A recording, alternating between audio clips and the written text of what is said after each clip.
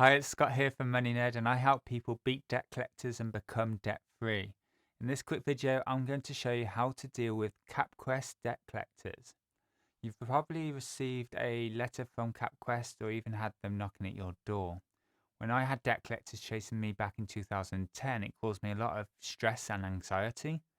Since then, I've worked in the credit card industry for over 10 years, and I'm happy to say that I've been able to use my insider knowledge to help thousands of people out of debt. So today, I'd like to share that knowledge by answering 5 frequently asked questions, such as how to reduce your repayment amounts, how you can stop Capquest from contacting you, what happens if you ignore them, and what they're not allowed to do when they're collecting your debt. At the end of this video, I have a bonus tip on how to write off some of your debt, so stick around to the end. Okay, so question number 1. Are Capquest legitimate? Well, if you've received a letter in the post, this is probably your first question. If you don't recognize the company name, Capquest, it might be that they've purchased your debt or they're a debt collector collecting on behalf of another company. I can confirm that Capquest is a UK registered company. Whilst there are a bunch of scams out there when it comes to debt collectors, I'm afraid that this is unlikely to be a scam. However, you should never pay unless you're certain that the debt is yours. You're well within your rights to ask Capquest to provide proof that the debt is yours, and I have a free letter template on my website, which I'll link to on the description down below.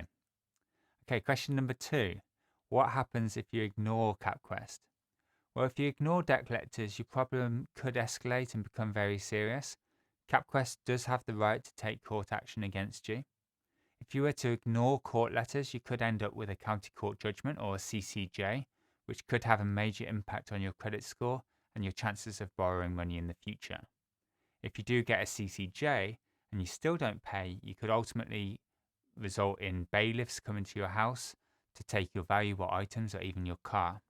So please don't ignore them, and we'll get to what you should do later in this video. Question number 3 is what Capquest are not allowed to do. Despite being legally appointed to collect your debt or outright owning your debt, there are several things that Capquest cannot do when it comes to collecting your debt. Knowing that Capquest must uphold standards when it comes to regulatory guidelines will make you feel much more comfortable and confident when dealing with them. So here's the things they're legally not allowed to do. They're not allowed to visit you at your place of work without you giving them specific permission to do so. Before this rule was in place, some debt collectors would show up while you're working and make things awkward as a way of pressuring you into paying. On a similar note, they're also not allowed to speak to neighbors, friends, or family about your debt. Again, this is to stop them from embarrassing you or shaming you into paying your debt. Capquest can't contact you or visit you at unreasonable times of the day. For phone calls, most people would agree that calls before 8 a.m. are too early and calls after 9 p.m. are too late, but your circumstances might be different. For example, if you work night shifts. If you can't take calls during a certain time, tell them. They should keep a record of this and avoid calling you during these times. You can make a complaint if they are calling you during these times and you've told them not to. They're also not allowed to threaten you or be intimidating in any way. Also, they should never pressurize you into paying larger installments than you can afford or hitting payment deadlines that are impossible. The regulations also say that they're not allowed to pressure you into selling your home or taking out more credit to pay your debts. Debt collectors can't pretend to be bailiffs or enforcement agents. Unlike bailiffs, debt collectors can't force their way into your house or refuse to leave when you ask them to. And they're certainly not allowed to take your belongings or clamp your car. Okay, question number 4 is how long can you be chased for debts? Well, interestingly, under the Limitations Act of 1980, creditors have 6 years to chase unsecured unpaid debts or 12 years for some mortgage debts. This limitation period starts from the time that you last made a payment or the last time you acknowledged that debt.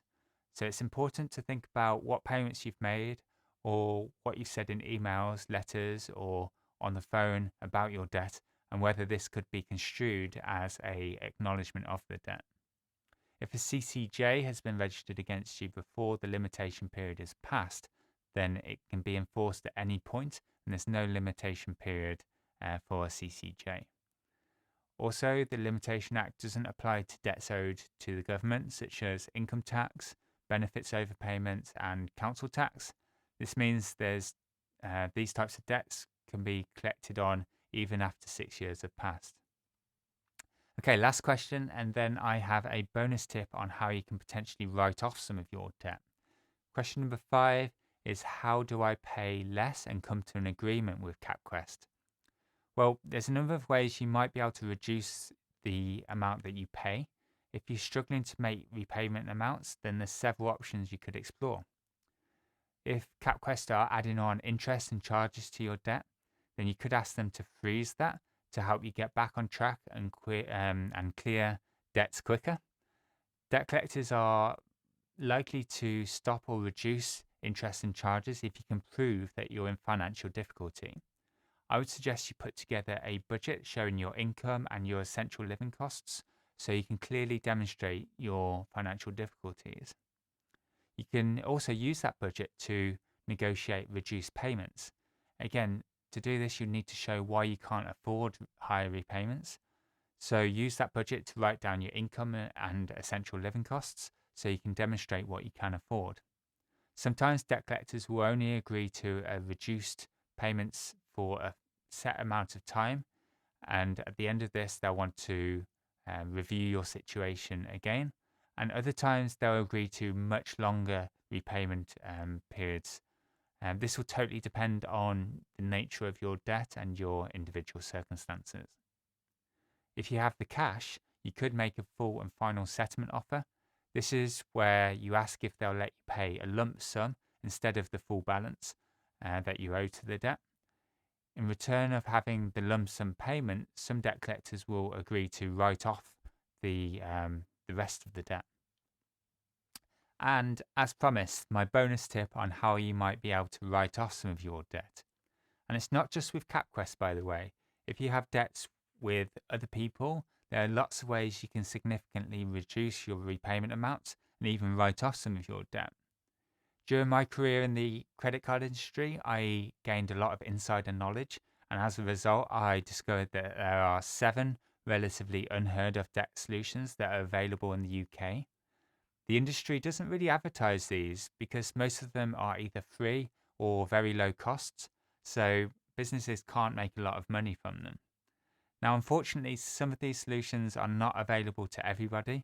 You do need to be in specific circumstances, but there are probably at least one of these solutions that you do qualify for.